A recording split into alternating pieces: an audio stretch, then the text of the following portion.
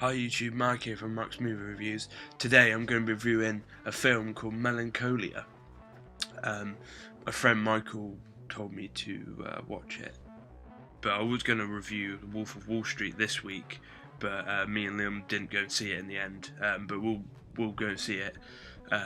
We'll watch it when it comes out on DVD, so hopefully that'll be soon.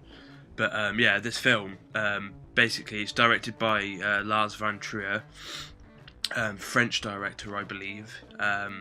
He's done quite a few films. He did Antichrist, which came out about 3 or 4 years ago, which was, I mean, like, the director, he has a certain style to his films, very stylish, quite slow at times, to be honest. I mean,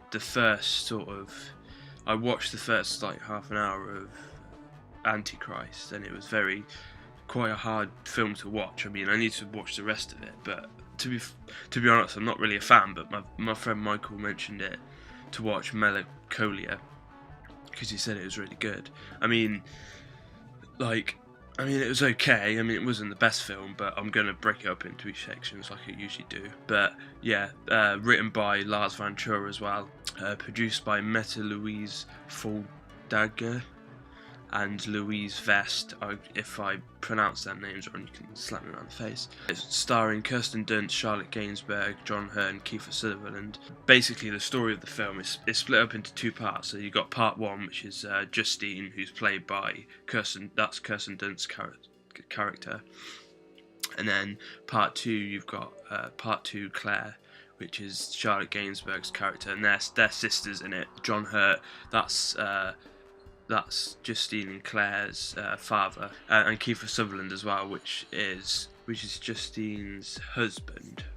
But basically, the film follows Claire as she suffers from depression, which is actually called melancholia. It's a form of depression, I've heard, and it follows her, basically her journey just after she's got married.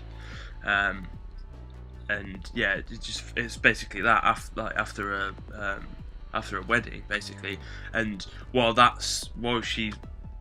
she's suffering from melancholia, which is a form of depression, another planet's colliding with Earth, basically, and that's basically going to hit the Earth. I'm not going to ruin the ending, but I think the only sort of that's basically the story. I mean, the story's completely fine. It's just I was expecting a bit more from it. But this film reminded me of Seeking a Friend for the End of the Earth with Steve Carell and Keira Knightley. I mean, I thought that was going to be really good, and that turned out to be meh. Like, the ending you knew what was going to happen at the end. I mean, you knew the world was going to end, but with Melancholia, you thought something, there was going to be some sort of twist at the end, but I don't want to ruin anything, but it ended it's predictable, basically. Meanwhile, during the film, you sort of get, I mean, because it's got Lars von Trier's signature, directing, and the first sort of 5-10 minutes is like visions of, it's like slow motion, basically. The first sort of 5-10 minutes of scenes from the film that are in it later on, but it sort of gives you, I can't explain it, it sort of gives you a taste. It gives you this sort of vision in your head. I mean, it's a very depressing film. I think there's no it's definitely not a happy sort of film, but I mean the story's good. It's just the way it's handled. I mean, it's the directing and acting. I think the acting is the strongest bit out of all of this. I mean, Kirsten Dunst, she's fantastic in this. This is probably her best role. I mean, I haven't seen her in many films. Obviously, she was in Spider-Man. She played Peter Parker's love interest. So yeah, she's very good in this. Very strong.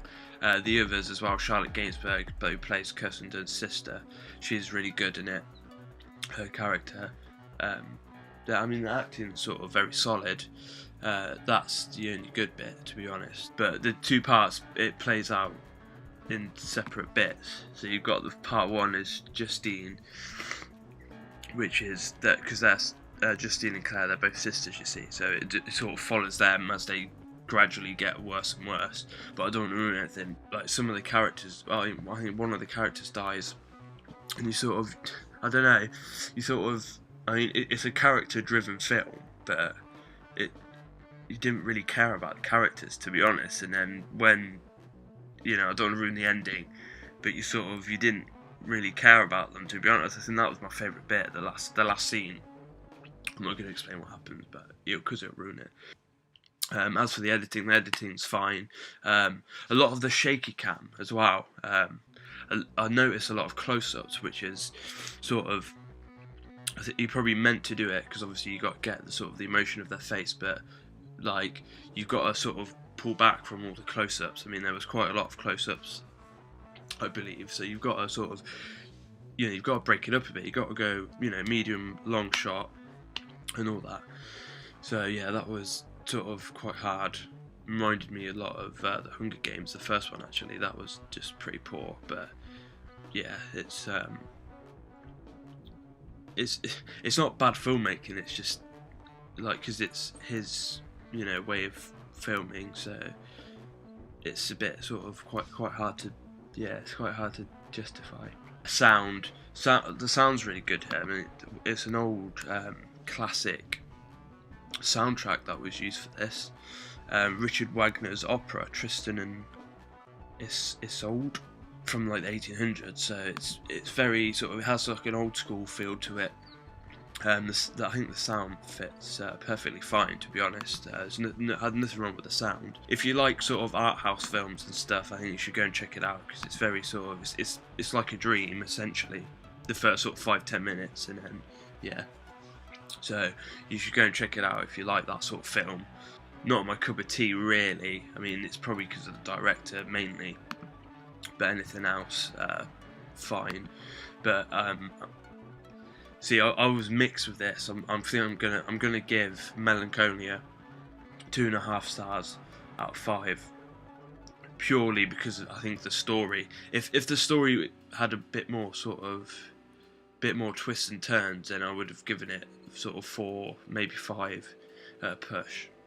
So yeah, I just wanted to do another review, to be honest. I mean, sorry about not having Liam in it. I mean, we'll do that soon, hopefully. But I'm gonna try and do this every week from now on. I mean, I'm up for doing this because, I want this review show to do well, even though it's probably not very good. But yeah, hope you guys like the review anyway. And I don't know what film I'll be doing next week. I might crack open a film, like an old film that I haven't seen yet, like an old film. I might watch The Usual Suspects actually, because I mentioned that in our last one, because Liam said it's amazing, so I think I'll go and probably watch that next week, watch it after work. But yeah, anyway, I hope you guys enjoyed the review anyway, and I'll see you guys soon anyway. Bye. The Juggernaut.